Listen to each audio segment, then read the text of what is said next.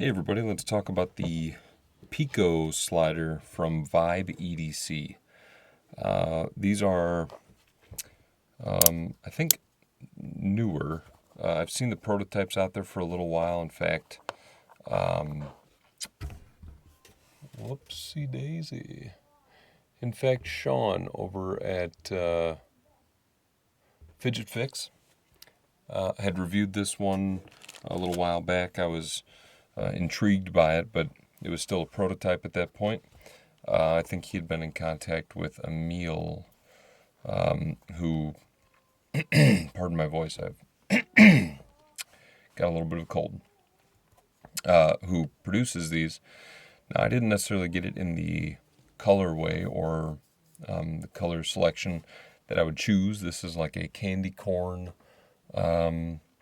Pico slider, but I needed to try it. I'd seen it out there and was like I said, really intrigued by it. So I picked one up that I saw in somebody's sale. So they are currently, I think, only available on the Facebook page. He does random drops of this and some of the other products that he has. So it's Vibe EDC if you want to check them out. So the Pico is interesting. It's kind of an interesting one to find multiple kind of flows for it. So it's made up of this kind of base, right? It's got these small, very small diameter magnets. You can see from the kind of imprint that they're leaving, just the size of them, very tiny. And therefore, he can make these really tiny slider pieces where if you put them together, actually, you've got like a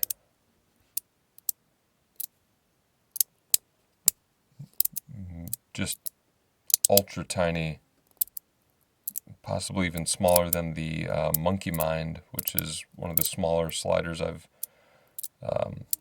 encountered. But this might be the smallest of the 3D sliders that I've ever encountered. So it's kind of neat. A little difficult to play with just on its own. But like I said, it comes with this really nice 3D printed base. The tape comes on it. Oops, that's the wrong way. You get one on this side, and then one on this side. And then you can do stuff like all the way down that way, back out that way, maybe just one side, down, the other side, up, up. You can kind of extend it just a little past and then get like a interesting click there. But I'm kind of curious to see what he does, because his colorways, color choices, I call them colorways, I know that sounds kind of weird. Color choices are interesting to me. There is a lot of black, which I prefer, but I don't know how many people are into the candy corn look, or maybe this one was sold to me because somebody didn't want the candy corn look. There's some other ones where it's just kind of like basic reds, greens, blues mixed in there. And I would really, I'm not the designer, so carry on and do as you will. People are obviously enjoying these, including myself, but maybe starting to dabble in some of those really interesting filaments where maybe they does like a blacked out version, or some of the sparkly kind of filaments and whatnot. But here is what it came with. So you've got more slide tape. It's a heavier duty slide tape, kind of thick, maybe 1 millimeter thick or something. It came with a patch. Alright, just a little Velcro patch. That'll be good for my Loudy Fox bat. And then it came with these two colors. So again, interesting. I mean, to me, that kind of hurts my eyes. None of that really matches. Not that I'm foremost authority on matching. I wear all black because I don't know how to match. But I do know that that doesn't seem like it goes together. So, you know, I don't know if these are, is it different strengths or anything like that? I didn't think about that. No, that all feels the same.